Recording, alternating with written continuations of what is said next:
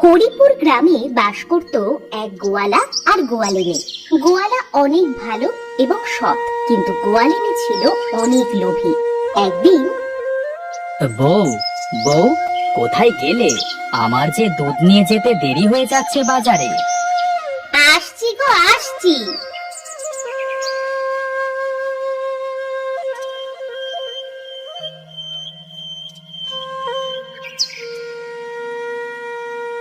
বউ, দুধ কেমন যেন পাতলা পাতলা লাগছে। পাতলা? আরে ও কিছু না, তুমি যাও তো, বাজারে যাও। গোয়ালা কোনো কথা না বলে বাজারে চলে যায়।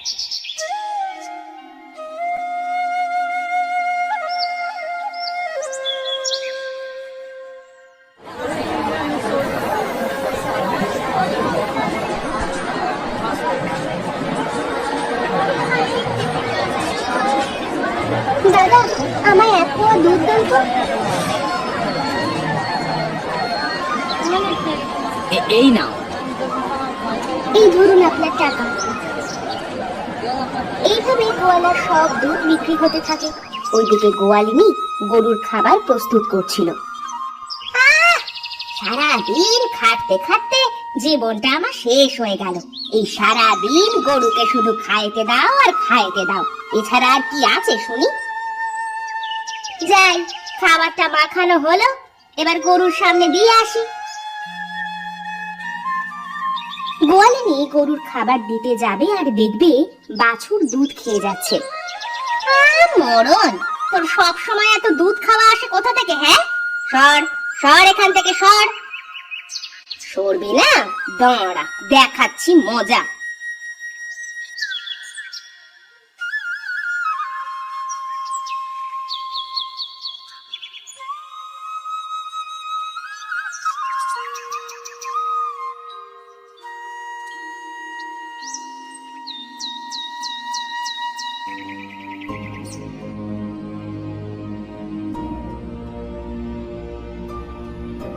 থাক এবার, এইভাবে দেখ কত মজা, সারাদিন শুধু খাই আর খাই।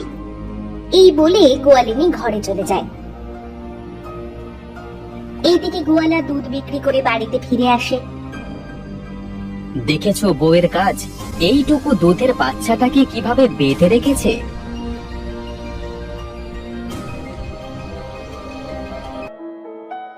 দিলে তো, দিলে, বাছুরটাকে ছেড়ে দিলে তো।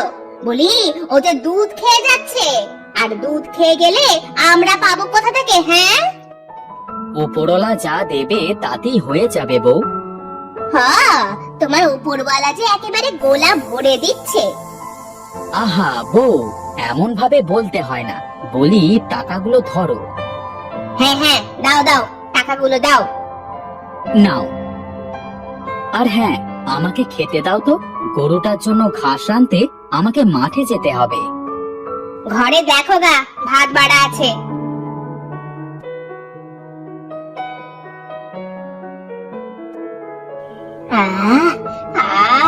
কত টাকা! আমি এবার একটা গলার হার বানাবো। যাই, মধুর মাদের বাড়ি থেকে একটু ঘুরে আসি।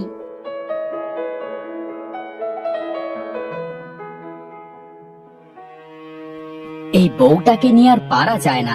সারাক্ষণ এই দাও ওই দাও, কি যে করি।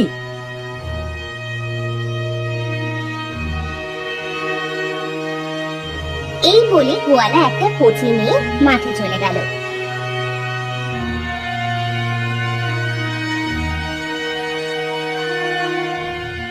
গোয়ালিনী মধুর মার সাথে গল্প করছিল। মধুর মা, তোমাদের গরুকে তো ওরা কি খাওয়াও গো? এত দুধ দেয়, জানো আমাদের গরু দুধ দিতে চায় না। শোনো ভাবি, এটা বলতে আমার স্বামী নিষেধ করেছে, কিন্তু না বলেও পারছি না।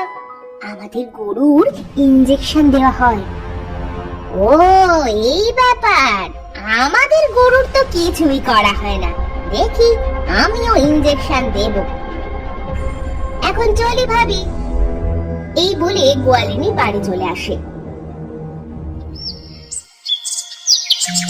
আর এসে দেখি আবার গরুর বাছুরে দুধ খাচ্ছে। দেখো দেখো, মিনসের কাজটা দেখো, এইভাবে যদি দুধ খাওয়ায় দেয় তাহলে আমার গলার হাড় বানানো হবে। এই বলে গোয়ালিনী বাছুরটাকে বেঁধে রাখে।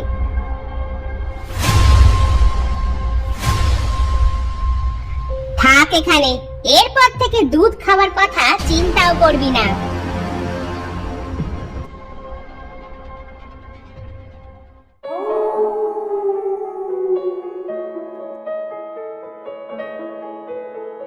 শোনো, মধুর মাদের গরুর অনেক দুধ দেয়, ওরা তো গরুর ইনজেকশন দেয়, আর তুমি তো গরুর কোনো কিছুই করতে চাও না। দেখো বউ, এত লোভ করা ঠিক না। গরুকে ইনজেকশন দিয়ে দুধ বেশি বানানো ঠিক না। ও যা দিচ্ছে তা অনেক, বুঝেছো? অনেক না ছাই, আমি আরো চাই। আমি পারবো না গরুর ইনজেকশন দিতে। আমার ঘুম আসছে, সরো, আমি ঘুমাবো। দাঁড়াও, আমি কাল মধুর মাঠ থেকে ইনজেকশন নিয়ে এসে দিব।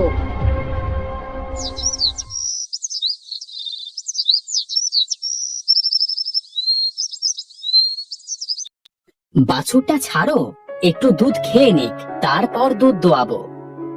আমি একটু আগে ছেড়েছিলাম, তুমি দুধ দোয়াও।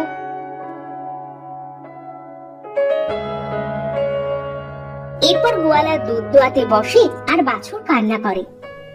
আমাকে দুধ না খাইতে দিয়ে মিথ্যা বললি। তোর ঘরে যে বাচ্চা আসছে সেও কোনোদিন দুধ পাবে না, এটা আমার অভিশাপ।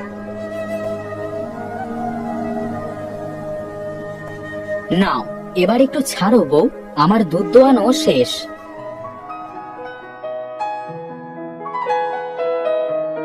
দেখি দেখি কতটুকু হয়েছে।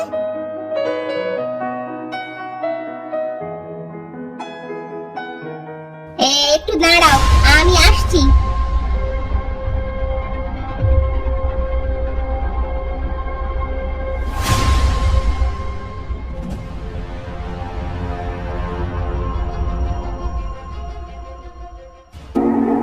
এ কি করছো তুমি?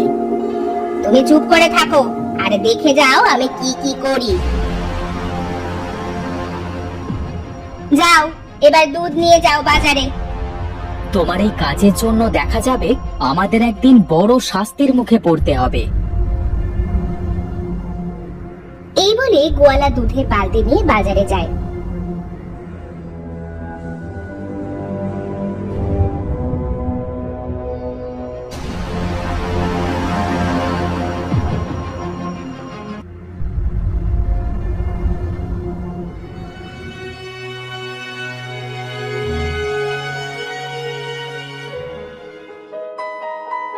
কিন্তু কেউ দুধ কিনতে আসে না তার কাছে।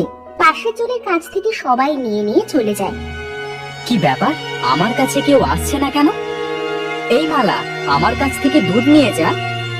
না না না, তোমার কাছ থেকে দুধ নেওয়া যাবে না, তুমি দুধে পানি মেশাও। এইভাবে কেউ গোয়ালার কাছ থেকে দুধ নেয় না।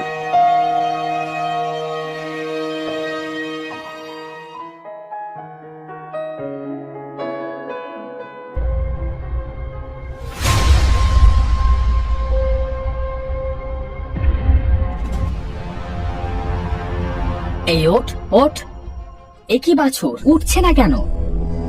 ওঠ ওঠ, কি রে, উঠছিস না কেন? কি হয়েছে গো? কি আর হবে, তুমি আজ সারাদিন বাছুরটাকে দুধ খেতে দাওনি, এই জন্য বাছুরটা মারা গেছে। কি বলো? নাও, এবার দুধ বেশি বেশি করে দোয়াও। ভালোই হয়েছে, এখন আর বাছুর দুধ খাইতে পারবে না, আর বেশি দুধ হবে।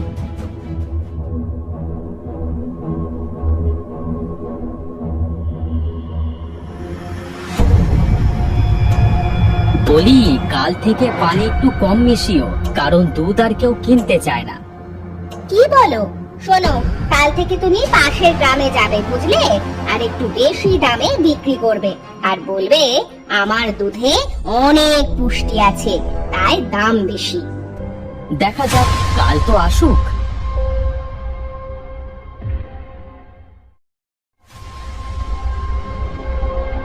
কই গো, দুধ কই?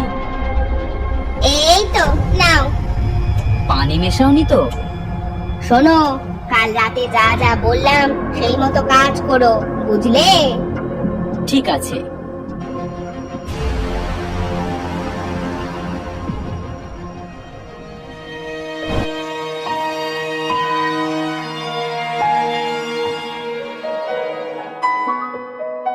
বলি দাদা, তোমার দুধের দাম কত? দাদা, আমার দুধের পুষ্টি বেশি, তাই দাম একটু বেশি, 20 টাকা পোয়া। তা দাও তো 1 পোয়া।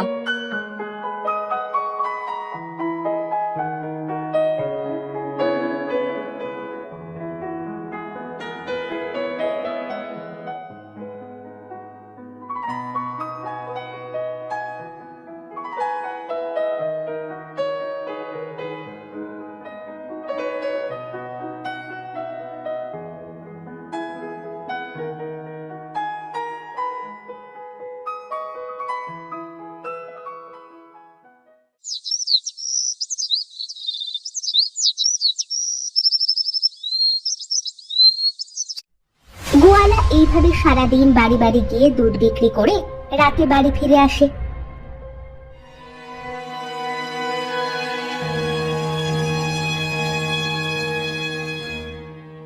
কি গো, আমার কথায় কাজ হয়েছে না বলো? তা হয়েছে, কিন্তু ভাবছি কালকে নেবে নাকি। অত চিন্তা করো না, এখন ঘুমাও গিয়ে।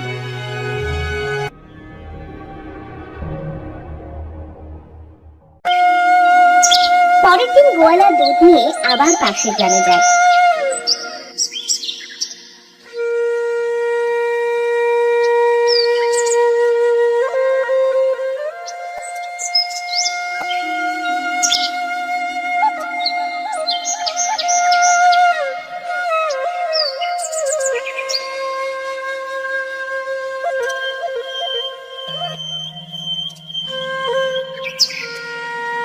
কিন্তু তার থেকে আর কেউ দুধ কেনে না। বিকালে বাড়ি ফিরে আসে সে। কি গো, আজ যে তাড়াতাড়ি বিক্রি হয়ে গেল? কি গো, কথা বলছো না কেন? তোমাকে কতবার বলছি দুধে পানি মিশিও না, তা আমার কথা শোনো না তো।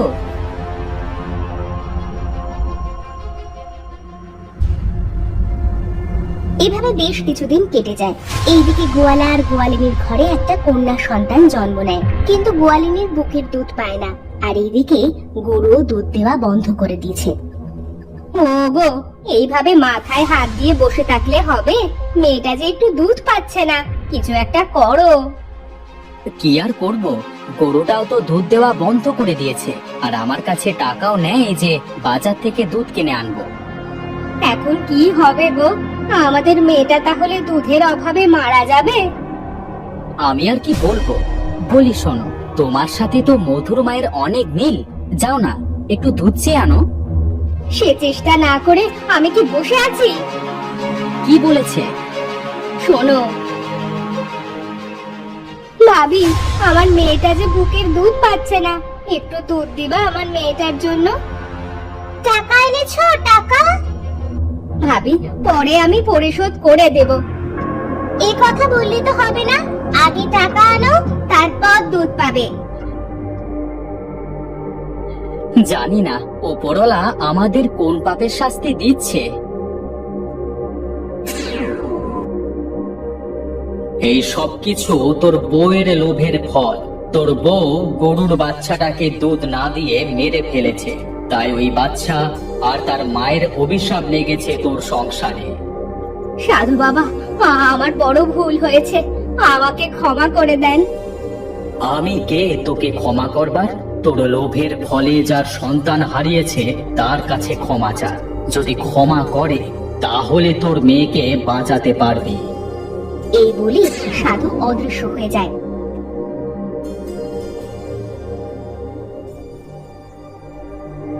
গোয়ালা আর গোয়ালিনী গরুর কাছে গিয়ে হাত জোড় করে বলে, আমাকে তুই ক্ষমা করে দে, আমি লোভের ফলে অন্ধ ছিলাম।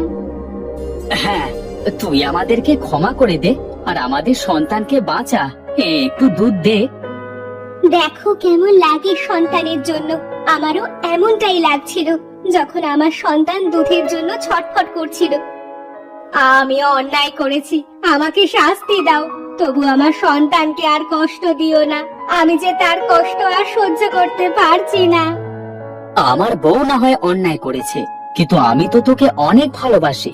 এই ভালোবাসার অছিলায় আমাদের তুই ক্ষমা করে দে। ঠিক আছে, তবে মনে রাখিস, বেশি লোভ ভালো না, লোভে পাপ আর পাপে মৃত্যু। ঠিক আছে, আমার সারা জীবন মনে থাকবে। যা, একটা বালতি নিয়ে আয়।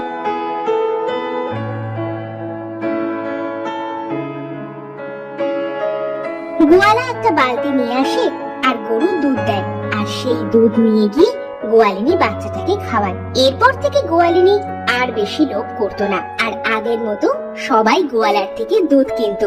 এইভাবে তারা তাদের সুখের সংসার শুরু করে।